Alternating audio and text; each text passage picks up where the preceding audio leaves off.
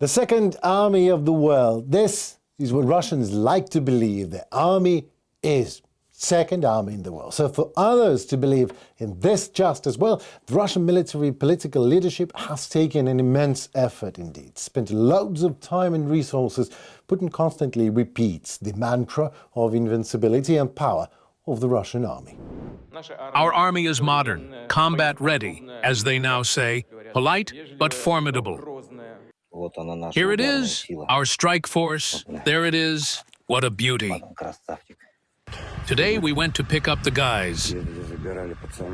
Yeah, we collected their corpses. And Putin's heroic army, after its large-scale invasion of Ukraine, has become the heroes indeed, the heroes of jokes and internet memes. And still, there are many believers in Russia's invincibility out there in the world. We know why, because Russian propaganda is powerful and well-working tool indeed, a tool of the Kremlin. But what about Russian battle power? Well, let's figure that out.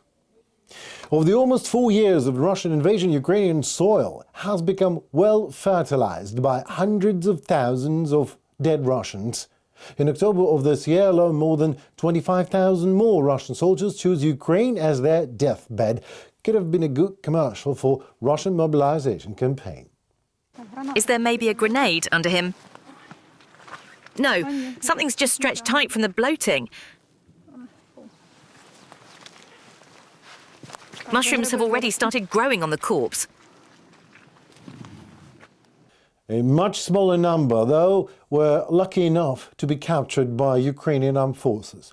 Happy survivors willingly give interviews complaining about their previous employer, the poor conditions of work, the negligence, indifference and cruelty of their ex-bosses, who forced them into what is called meat wave assaults, as well as the threats of being treated badly by their own comrades in case of refusal. Treated badly in Russian means shot dead. They just abandoned us. No water, no food, nothing at all. Our own command. How did our own treat us? From the 4th to the 10th of the month, they issued 2 Snickers bars for 2 men total. When it rains, the guys dig little wells in the ground so rainwater collects, and they drink that. Otherwise, they drink their own urine. They told us that if anyone tries to retreat, there are barrier troops behind us who shoot everyone running back. That's exactly why I surrendered to the Ukrainians. I didn't run backwards so my own side wouldn't kill me. Not for any amount of money, not even for freedom. Not even on a private contract would I go back. Meet Oleg is a former inmate. Who he is. So not to get to the jail again, he joined the Kremlin's army, the one he thought is second in the world. There are many such Olegs in Russian army. We will dive deeper into the topic of mass forced recruitment of convicts in our future episodes. But now, today, we will talk about those Russians joining Russian army voluntarily, coming not from penitentiaries, but rather from completely decent civilian and peaceful professions. They become murderers in exchange for money and comfort, those lucrative for Russia, of course. Rate of payments, social benefits and bonuses is what Putin offers to his walking dead for serving him. After signing the contract, of course, despite all the recruiters' promises of manna from heaven and serving in the rear, Russian newborn not for long servicemen end up in hell and on the very front line. And there we go. You lot go over there. Head into the forest now, dig yourselves in, and just sit tight. Rest up, treat your wounds, get yourselves back in shape. Everything will be fine. But they give us no water, no food, nothing. People sit hungry for 2 or 3 days straight. When we finally got there, wounded guys were already sitting around, some for a whole week. One guy's heel was practically gone, completely rotten with gangrene, crawling with maggots, and they still won't evacuate him. They keep them there and send them on combat missions anyway. It's absolute hell. You just heard Edward, a taxi driver from Leningrad. Yes, Leningrad, not St. Petersburg, as obviously neither Edward nor the whole city of Leningrad never actually left the Soviet paradigm to earn to be called St. Petersburg, which brings us back to Edward, the taxi driver, who complains that he was deflorated from his illusions. wounded on his first combat mission. Neither he nor his comrades received any medical attention. On contrary, they were forced into assault, simply injected with painkillers, and that's it. Well, I don't know what were Edward's expectations, but my wild guess is when signing the contract in his native Leningrad, Edward could have hardly imagined even close what he would be forced to go through when in the ranks of the world's Second Army. The smarter ones try to survive however they can. They told me there's a river about 500 meters from that position, so the cleverer guys sneak over there quietly to fetch water from the river, or when it rains they dig little wells to collect rainwater. Otherwise, they just drink their own piss. Oh, come on, Edward, you're the great Russian. No one can defeat you, right? And behind those who refuse to drink urine and become a cannon fodder stand those Soviet KGB Times officers, FSB men in green with machine guns in their hands.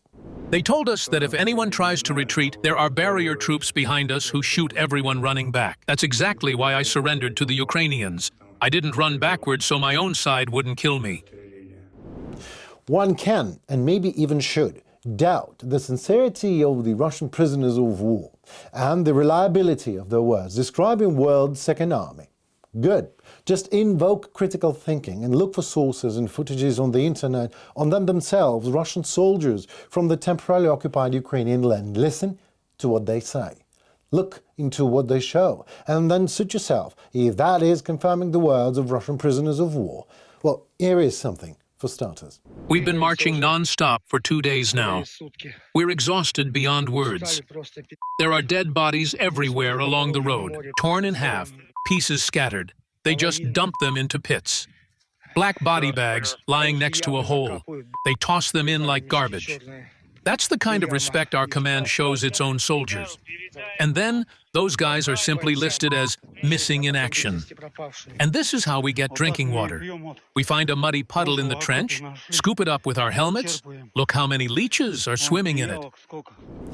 I mean, how in the world could it happen that the soldiers of the world's Second Army are forced to drink their own urine and water from puddles teeming with leeches, to be blocked in trenches for weeks, left completely without food, medical care, and the only thing delivered in abundance seems to be the constant fear of those of their own kin that are gonna shoot you in the back.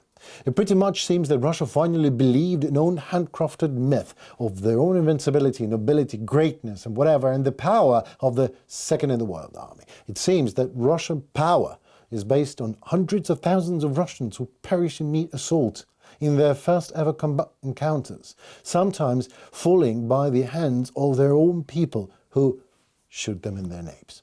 When we were kids, they taught us history lessons about how evil the Germans were, the Third Reich, how they tortured and tormented people. What we have now is no better. Actually, it's not better at all. It might even be worse. So, is that the army that someone expects to defeat the Ukrainian army?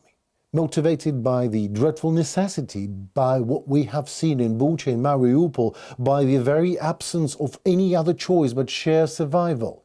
Is that the Russian army you expect to go to war against NATO and the US and their allies in Europe? Well, yes, they will, if we allow them.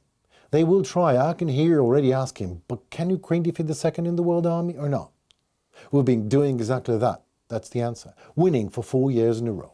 While Russia promised to have us on our knees in 3 days, in 4 years we're still here. And ever since we have been doing that, winning every day on the battlefield, even if we are not always victorious in every fight, we're winning the war with the very fact of our existence. And paradoxically, we are even helped in this by Russian commanders who multiply chaos, arbitrariness, and have brought the value of life of their subordinates not just to a new low, no, but even below that, to negative value. There are a lot of them, yes, but hey, look at us. They can be defeated. Just keep on standing with Ukraine and watch it happening. While it is much more difficult to defeat that myth planted in Russian people's minds, that their second in the world army is actually just second-hand one.